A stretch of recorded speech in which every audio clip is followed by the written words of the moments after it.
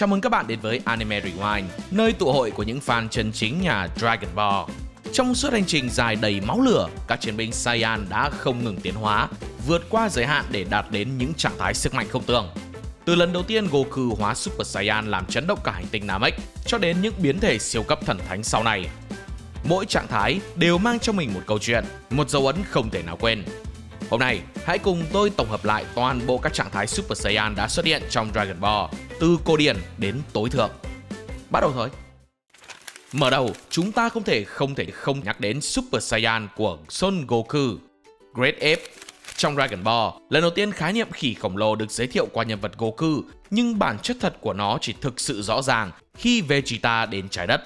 Nếu một người Saiyan có đuôi gặp ánh trăng tròn hoặc nguồn năng lượng Blue nhân tạo, họ sẽ biến thành một con khỉ khổng lồ đầy sức mạnh.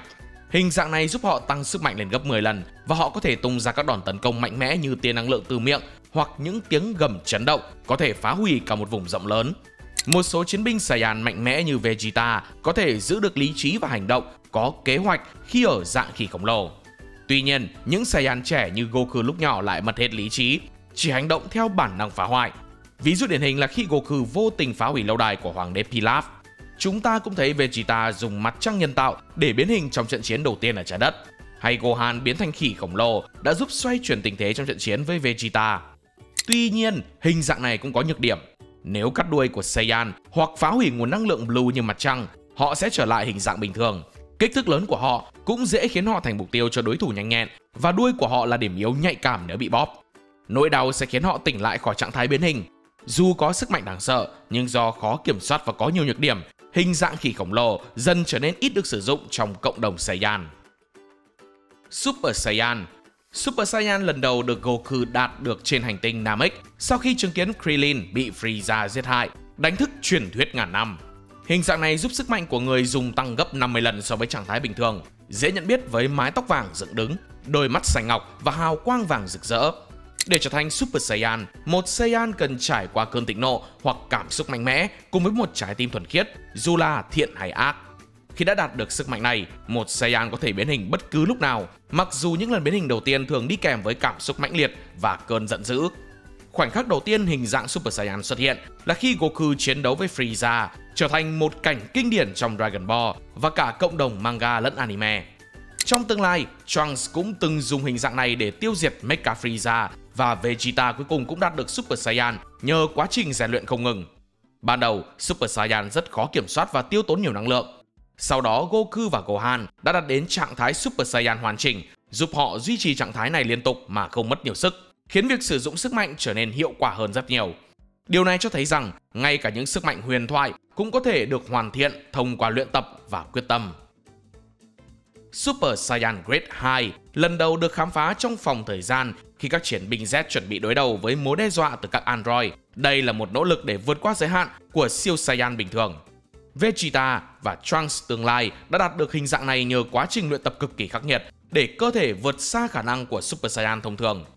Khi biến hình, họ có cơ bắp lớn hơn, hào quang điện bao quanh và kiểu tóc, ánh sáng sắc nét hơn. Hình dạng này cũng tăng sức mạnh lên đáng kể, gấp đôi so với Super Saiyan ban đầu. Người dùng có năng lượng khí mạnh mẽ hơn, cho phép tung ra các đòn tấn công mạnh và tăng cường sức mạnh thể chất. Phản xạ và giác quan chiến đấu cũng được cải thiện, nhưng những ưu điểm này không đủ để bù đắp cho nhược điểm của hình dạng này. Khoảnh khắc đáng nhớ nhất là khi Vegeta sử dụng Super Saiyan Grade 2 để chiến đấu với Cell dạng bán hoàn hảo. Ban đầu, Vegeta áp đảo Cell, buộc hắn phải tìm Android 18 để tiến hóa lên dạng hoàn hảo. Tuy nhiên, điểm yếu của Super Saiyan Grade 2 nhanh chóng lộ ra. Cơ bắp to hơn làm giảm tốc độ di chuyển và sự linh hoạt, và hình dạng này tiêu hao năng lượng rất nhanh, khiến người dùng dễ mất sức. Những điểm yếu này khiến Vegeta và Trunks từ bỏ hình dạng này, cho thấy đây chỉ là một bước tiến tạm thời, chứ không phải là một sự nâng cấp thực sự cho các Saiyan trong chiến đấu. Super Saiyan Grade 3 là sự phát triển tiếp theo từ Grade 2, tập trung tối đa vào tăng cường sức mạnh thể chất.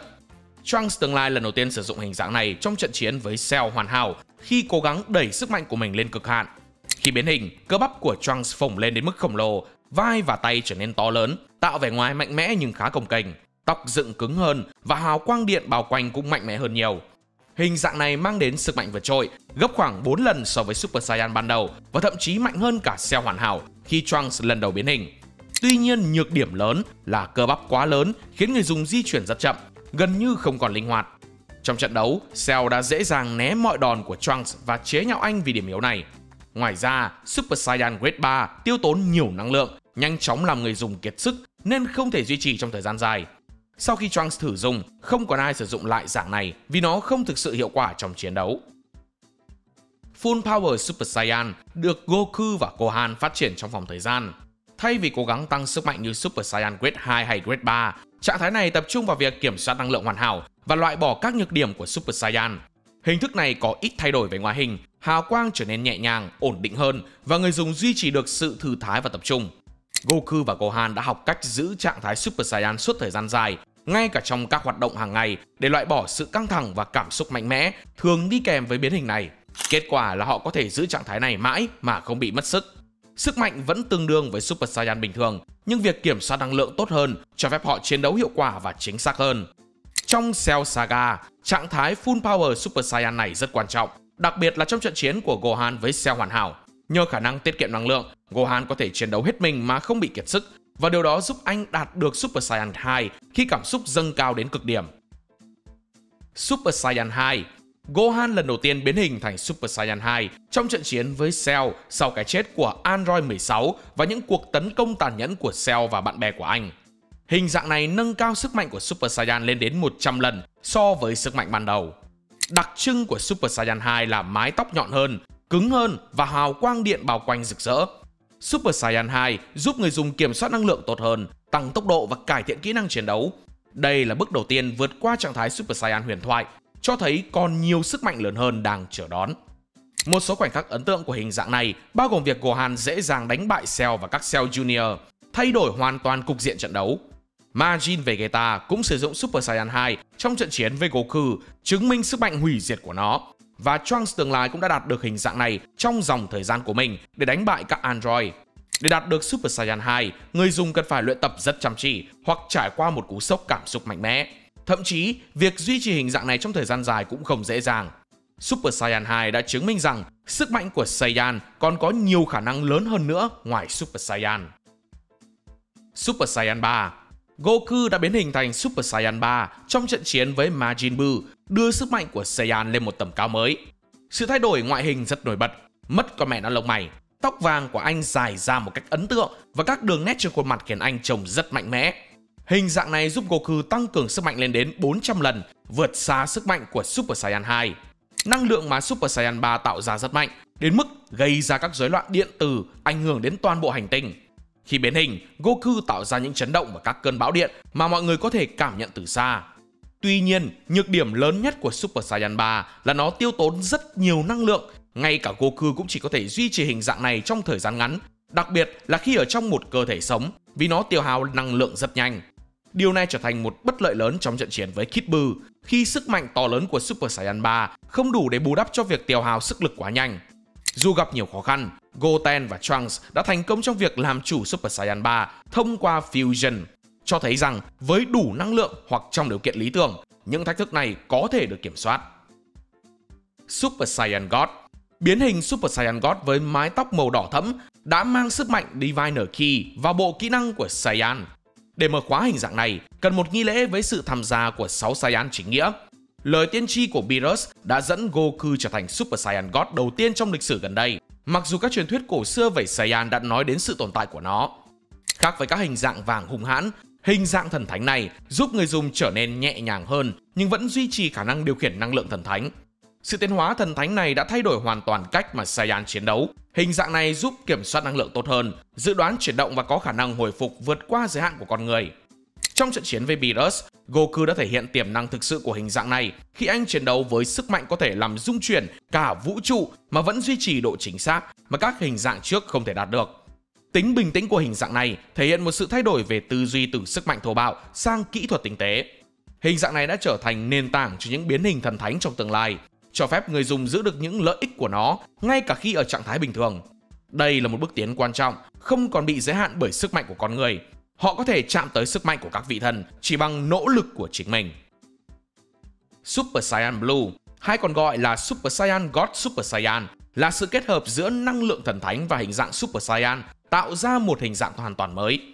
Goku và Vegeta là những người đầu tiên đạt được hình dạng này trong quá trình luyện tập với Whis. Màu xanh của hình dạng này thể hiện sự kết hợp hoàn hảo giữa khả năng điều khiển năng lượng thần thánh và sức mạnh mạnh mẽ. Hào quang và tóc màu xanh rực rỡ cho thấy người dùng đã thành thạo cả năng lượng thần thánh và năng lượng của con người, cho phép họ kiểm soát sức mạnh một cách rất hiệu quả. Ngoài vẻ ngoài ấn tượng, Super Saiyan Blue còn mang lại nhiều lợi thế chiến thuật mà các hình dạng trước đó không có. Người dùng có thể điều chỉnh sức mạnh của mình một cách chính xác, giúp tiết kiệm năng lượng trong khi vẫn phát huy sức mạnh tối đa trong các đòn tấn công. Điều này giúp khắc phục vấn đề về sức bền của Super Saiyan 3 và còn vượt qua giới hạn sức mạnh của nó. Hình dạng này rất hiệu quả khi chiến đấu với những kẻ thù thần thánh, như trong giải đấu sức mạnh, nơi Goku và Vegeta thường sử dụng nó. Mỗi người đã tìm ra cách sử dụng riêng cho Super Saiyan Blue. Vegeta đã đạt được Blue Evolution nhờ vào lòng kiêu hãnh và quyết tâm, trong khi Goku phát hiện ra rằng anh có thể kết hợp Kaioken với hình dạng Blue, điều mà trước đây không thể làm được với các hình dạng Super Saiyan khác. Điều này cho thấy rằng, ngay cả khi ở cấp độ thần thánh, Saiyan vẫn có tiềm năng phát triển không giới hạn. Tuy nhiên, để làm chủ Super Saiyan Blue, người dùng cần phải có khả năng kiểm soát năng lượng rất tốt và phải tập trung cao độ. Bất kỳ sự lơ đãng nào cũng có thể dẫn đến việc tiêu tốn năng lượng rất nhanh. Super Saiyan Blue Kaioken. Goku lần đầu tiên sử dụng biến hình này trong giải đấu vũ trụ sau khi chiến đấu với Hit. Super Saiyan Blue Kaioken là sự kết hợp giữa năng lượng thần thánh từ hình dạng màu xanh và kỹ thuật Kaioken. Trước đây, nhiều người nghĩ rằng sự kết hợp này là không thể vì nó sẽ tạo ra áp lực rất lớn lên cơ thể người dùng. Tuy nhiên, khả năng kiểm soát năng lượng hoàn hảo của Super Saiyan Blue đã giúp Goku thực hiện điều này. Hào quang bình tĩnh của Super Saiyan Blue bị bao quanh bởi một năng lượng đỏ mạnh mẽ, tạo ra một dòng sức mạnh màu tím xung quanh người dùng. Cường độ của hào quang đỏ này thay đổi tùy theo mức nhân lực mà Goku đang sử dụng, từ màu đỏ nhạt ở mức thấp cho đến ngọn lửa đỏ rực khi đạt mức tối đa. Khối lượng cơ bắp của Goku tăng lên một chút và năng lượng sinh học mà anh phát ra trở nên hỗn loạn và mạnh mẽ hơn. Biến hình này mang lại sức mạnh rất lớn. Với Goku cuối cùng đã làm chủ được đến mức Kaioken lên đến 20 lần khi ở hình dạng Blue. Tuy nhiên, việc kết hợp sức tiêu thụ năng lượng cao của Blue với tác động căng thẳng lên cơ thể do Kaioken tạo ra chỉ cho phép Goku sử dụng trong một thời gian hạn chế. Nếu dùng lâu, anh có thể gặp cơn đau dữ dội, mất kiểm soát năng lượng và có thể chịu những tổn thương lâu dài cho cơ thể. Mặc dù có những rủi ro này, Super Saiyan Blue Kaioken vẫn là một trong những kỹ thuật mạnh mẽ và linh hoạt nhất của Goku. Super Saiyan Blue Evolution. Nếu như Super Saiyan Blue Kaioken là biến thể độc quyền của Goku, thì Vegeta cũng có Super Saiyan Blue Evolution cho riêng mình. Biến thể này đều xuất hiện ở trong manga và anime, nhưng thời điểm mà nó xuất hiện là hoàn toàn khác nhau. Nếu như ở phiên bản anime thì sau khi nhớ lại lời vừa hứa với Kaba là việc cần phải có thêm sức mạnh để đối đầu với Jiren, Vegeta đã đạt được biến thể này khi phá vỡ giới hạn của bản thân. Còn ở phiên bản manga, sau khi chứng kiến Goku phá vỡ giới hạn và tăng tiến lên một bước nữa về mặt sức mạnh, Vegeta đã rất tức giận. Đồng thời lúc này anh cũng đã nhận ra được bản thân của mình vốn chẳng phù hợp với bản năng vô cực. Theo đó, anh rút ra được rất nhiều điều từ niềm tự hào của bản thân. Cũng tại lúc này, Vegeta đã có thể phá vỡ giới hạn để đạt được biến thể Super Saiyan Blue Evolution. Nhưng sự thật rõ ràng anh chẳng phải là đối thủ của Jiren. Trong trận đấu với Moro, biến thể này đã có thể phát huy được hết sức mạnh sau khoảng thời gian anh giao luyện tập. Trong arc Granola, Vegeta đã sử dụng nó để chiến đấu với Beerus sau khi biết được chính mèo gầy là người đứng đằng sau sự kiện người Saiyan bị hủy diệt. Tuy nhiên, khoảng cách sức mạnh giữa cả hai là quá lớn. Beerus đã hạ gục Vegeta một cách dễ dàng và thể hiện bản thân ông ta vẫn ao chỉnh hoàn toàn cả Goku lẫn Vegeta. Super Saiyan Blue Perfect. Đây là biến thể chỉ tồn tại cho manga.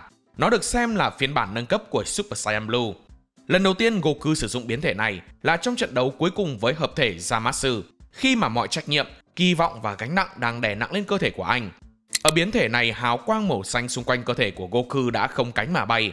Theo lời của Vegeta, ông vua giải thích, chúa tể làm nền đã nói rằng ở biến thể này, Goku đã hạn chế năng lượng thoát ra ngoài tới một mức nhất định.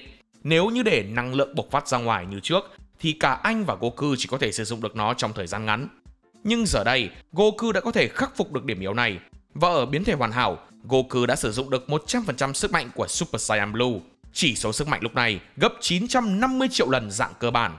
Và đúng như lời của anh giàu đã nói, Goku đã thể hiện một vẻ mặt hoàn toàn khác trước hợp thể Zamasu.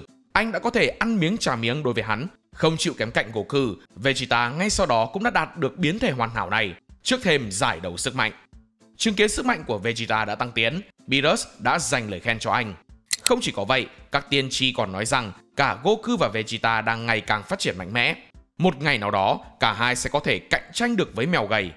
Beerus cũng chẳng phủ nhận điều đó và ông cũng thừa nhận rằng Vegeta đủ mạnh để trở thành ứng cử viên tiếp theo cho vị trí thần hủy diệt ở một vũ trụ khác.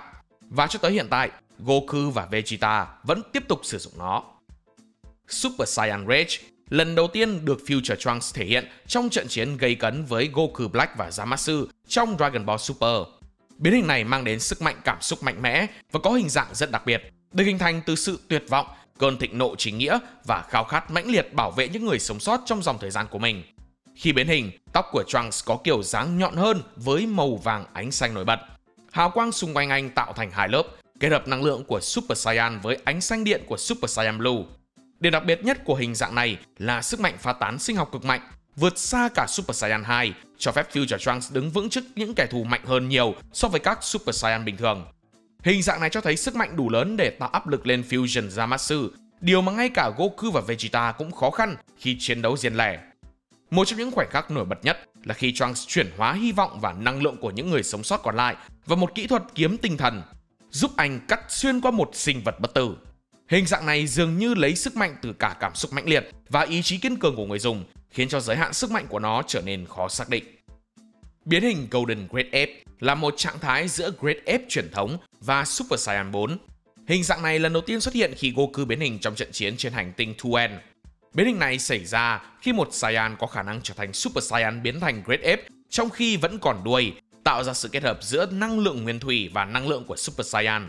Lông của Great Ape sẽ chuyển từ màu nâu sang màu vàng và đôi mắt sẽ phát sáng màu đỏ. Ban đầu, người sử dụng sẽ mất kiểm soát giống như khi biến thành Great Ape bình thường, như Goku đã thể hiện khi anh ấy biến hình lần đầu và bắt đầu phá hoại hành tinh Tuen. Tuy nhiên, nếu có đủ ý chí mạnh mẽ hoặc sự giúp đỡ từ bên ngoài, chẳng hạn như Pan kết nối với Goku, người sử dụng có thể lấy lại ý thức trong khi vẫn duy trì sức mạnh của hình dạng này. Việc kiểm soát được ý thức này là một bước tiến quan trọng trong việc đạt được sức mạnh cao hơn. Super Saiyan 4 là bước tiến hóa mạnh mẽ nhất của sức mạnh Saiyan trong series GT. Hình dạng này đạt được khi người sử dụng thành thạo và biến hình từ trạng thái Golden Great Ape. Goku lần đầu tiên chuyển đổi sang Super Saiyan 4 nhờ sự hỗ trợ cảm xúc từ Pan. Khi biến hình, cơ thể của người sử dụng sẽ được bao phủ bởi lông đỏ thẫm, còn tóc sẽ trở lại thành màu đen tự nhiên thay vì màu vàng. Đuôi, một phần quan trọng để đạt được hình dạng này, vẫn còn và không chỉ là biểu tượng cho di sản Saiyan mà còn là nguồn sức mạnh. Biến hình này mang lại sức mạnh rất lớn mà không làm tiêu hao sức bền như các hình dạng Saiyan trước đó, cho phép người dùng chiến đấu lâu hơn. Super Saiyan 4 cũng giúp người sử dụng kiểm soát ki tốt hơn, có khả năng thể chất mạnh mẽ hơn và kết nối đặc biệt với sức mạnh nguyên thủy của Saiyan, trong khi vẫn duy trì tư duy rõ ràng. Hình dạng này cũng có thể phản ứng với sóng máu, giúp kích hoạt biến hình nếu người sử dụng đã từng đạt được nó. Tuy nhiên, vì yêu cầu phải có đuôi, hình dạng này chỉ dành cho những Saiyan nào vẫn giữ được hoặc đã mọc lại đuôi. Super Saiyan Rose là một trong những biến hình đẹp mắt nhưng cũng rất đáng sợ, chỉ được Goku Black, phiên bản xấu của Zamasu đang sống trong cơ thể Goku, thể hiện. Hình dạng này cho thấy điều gì sẽ xảy ra khi một vị thần tự nhiên cố gắng đạt được sức mạnh Super Saiyan thông qua cơ thể của một người Saiyan, dẫn đến một biến hình thần thánh độc đáo. Khác với tóc vàng hoặc tóc xanh của các dạng Super Saiyan thần thánh khác, Super Saiyan Rose có tóc màu hồng và hào quang giống như hoa anh đào. Biến hình này mang lại sức mạnh tương đương với Super Saiyan Blue nhưng có nhiều đặc điểm riêng. Hình dạng này cho phép kiểm soát ki thần thánh hoàn toàn và tạo ra các vũ khí năng lượng độc đáo như thanh kiếm năng lượng màu đen. Super Saiyan Rose cũng có những khả năng độc đáo và có thể điều khiển ki, cho phép thực hiện các chiêu thức như Sickle of Sorrow, có thể làm rách không gian và thời gian. Khác với những Saiyan bình thường khác phải luyện tập rất nhiều để có được kiểm soát ki thần thánh, Goku Black có thể dễ dàng sử dụng hình dạng cao cấp này nhờ vào nguồn gốc thần thánh của mình. Tuy nhiên, hình dạng này chỉ dành riêng cho anh ta vì yêu cầu đặc biệt về nguồn gốc thần thánh và cơ thể Saiyan. Super Saiyan huyền thoại là một dạng biến hình cực kỳ mạnh mẽ và hiếm gặp, chỉ xuất hiện một lần mỗi 1000 năm. Dạng biến hình này giống như một trạng thái cuồng bạo và dường như có nguồn năng lượng vô hạn. Nó thuộc nhánh Super Saiyan B của Broly và đã phát triển theo cách khác so với các dạng Super Saiyan cấp độ 2 và 3. Đây cũng là dạng cuối cùng của Super Saiyan thông thường, mặc dù cũng được coi là Super Saiyan cấp 3. Vegeta cho rằng đây có thể là hình dạng thực sự của một Super Saiyan. Legendary Super Saiyan là một sinh vật có sức mạnh rất lớn, được nhắc đến trong truyền thuyết cổ xưa của người Saiyan. Hình dạng của Broly được gọi là Legendary Super Saiyan vì anh ta có tình yêu với sự hủy diệt và tàn sát, tương tự như những Super Saiyan trong truyền thuyết. Có ý kiến cho rằng trạng thái này được thúc đẩy bởi bản năng chính là Super Saiyan thực sự được nhắc đến trong các truyền thuyết. Có một trạng thái tiệm cận của Super Saiyan xuất hiện duy nhất có một lần trong toàn bộ series Dragon Ball, cũng khiến các fan hâm mộ không thể nào quên là Force Super Saiyan. Trạng thái này được Goku sử dụng trong trận chiến với Lord Slug ở movie Dragon Ball Z Lord Slug. Được biết ở trạng thái này, đồng tử của Goku hoàn toàn biến mất, khối cơ bắp được tăng lên một chút, tóc dựng lên như trạng thái Super Saiyan 1, nhưng màu tóc lại có phần hơi màu đỏ hùng.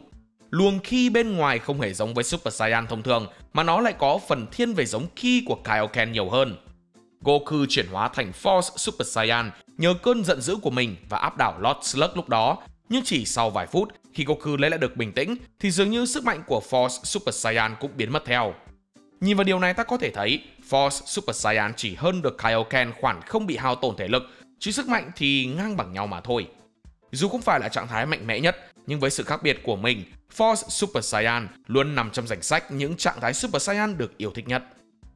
Có lẽ Majin Vegeta là hình thái mang nhiều chiều sâu cảm xúc và mâu thuẫn nội tâm nhất mà Vegeta từng trải qua. Không phải là hình dạng mạnh nhất, cũng không có ánh hào quang rực rỡ như Super Saiyan Blue hay Ultra Ego, nhưng Majin Vegeta lại là tinh hoa của lòng kiêu hãnh, sự giằng xé và bản chất thực sự của một chiến binh Saiyan cô độc. Sự kiện Majin Vegeta diễn ra trong arc Majin Buu khi Vegeta chấp nhận để Babidi thao túng tâm trí nhằm có được sức mạnh gia tăng. Nhưng khác với những kẻ bị khống chế khác, Vegeta vẫn hoàn toàn kiểm soát bản thân. Điều đó chứng tỏ anh chủ động để bị điều khiển, một quyết định vừa ngạo nghễ vừa bi kịch. Đó không phải là sự độc ác, mà là tiếng thét tuyệt vọng của một kẻ đã quá lâu bị lấn át bởi Goku, bởi tình cảm, bởi sự yếu đuối mà anh từng khinh thường. Anh muốn chiến đấu với Goku một lần cuối trong trạng thái không kìm nén, không tình nghĩa, không gánh nặng, chỉ có niềm kiêu hãnh thuần túy của một chiến binh Saiyan. Trong hình thái Majin, Vegeta trở nên tàn bạo, lạnh lùng và cuồng nộ. Sức mạnh của anh vượt trội hơn cả Super Saiyan 2 lúc trước, chiến đấu ngang cơ với Goku cũng ở trạng thái Super Saiyan 2. Nhưng hơn tất cả, thứ khiến Majin Vegeta trở thành biểu tượng không phải là cú đấm, mà là hành động hy sinh. Khi nhận ra Majin Buu là mối đe dọa không thể xem thường, Vegeta đã ôm lấy con trai mình, nói lời tạm biệt, rồi hy sinh bản thân trong một vụ nổ tự sát. Một khoảnh khắc khiến không ít người rơi nước mắt. Đó không còn là Majin, mà là người cha Vegeta, là người đàn ông Vegeta, lần đầu tiên gạt bỏ cái tôi để bảo vệ những gì mình yêu thương. Khoảnh khắc ấy, biểu tượng mờ trên trán Vegeta dường như biến mất, như thể hiện ý chí của anh đã vượt qua cả ma thuật của Babidi. Majin Vegeta không còn là con rối, mà là một người hùng, dù chính bản thân anh vẫn không nhận ra điều đó. Super Saiyan Beyond God, một cái tên không mấy nổi bật giữa vô số hình thái trong vũ trụ Dragon Ball, nhưng lại ẩn chứa trong đó một chiều sâu mà chỉ những ai thực sự hiểu hành trình của Goku và Vegeta mới cảm nhận được. Lần đầu tiên xuất hiện trong movie Resurrection F, trạng thái này không hề mang theo hào quang chói lọi hay sự biến đổi hình dạng rõ rệt. Không có mái tóc đỏ rực như Super Saiyan God, cũng chẳng có ánh sáng xanh lam uy nghi như Super Saiyan Blue. Goku và Vegeta trong hình thái Beyond God gần như vẫn giữ nguyên hình dạng cơ bản, bình dị, đơn giản. Nhưng chính sự đơn giản ấy lại là minh chứng rõ ràng nhất trong một sự thật. Họ đã bước qua một ngưỡng cửa mới, nơi sức mạnh không cần phải thể hiện bằng ngoại hình, mà tỏa ra từ nội tại sâu thẳm bên trong. Sau khi đạt được sức mạnh thần thánh thông qua hình thái Super Saiyan God, cả Goku lẫn Vegeta đã dần hòa tan nguồn năng lượng ấy vào cơ thể mình. Không còn cần đến lớp vỏ ngoài rực rỡ, họ chiến đấu bằng thứ sức mạnh mang cấp độ của thần, trong thần xác của một người bình thường. Đó chính là bản chất của Beyond God, một sự vượt lên không chỉ về sức mạnh mà còn về sự kiểm soát, nhận thức và tĩnh tại. Không cần phải gồng mình lên để biến hình, cũng không cần thể hiện bản thân bằng màu sắc hay ánh sáng. Họ đã đạt đến trạng thái mà mọi chuyển động, mọi cú đấm đều chính xác, tối giản nhưng cực kỳ hiệu quả. Trong loạt phim hoạt hình mới Dragon Ball Daima, người hâm mộ lần đầu tiên được chứng kiến một khoảnh khắc chưa từng xảy ra trong dòng timeline chính. Vegeta biến thành Super Saiyan 3. Điều đặc biệt hơn nữa là trạng thái này xuất hiện khi Vegeta đang ở hình dạng trẻ con, do bị một thế lực bí ẩn biến đổi cơ thể.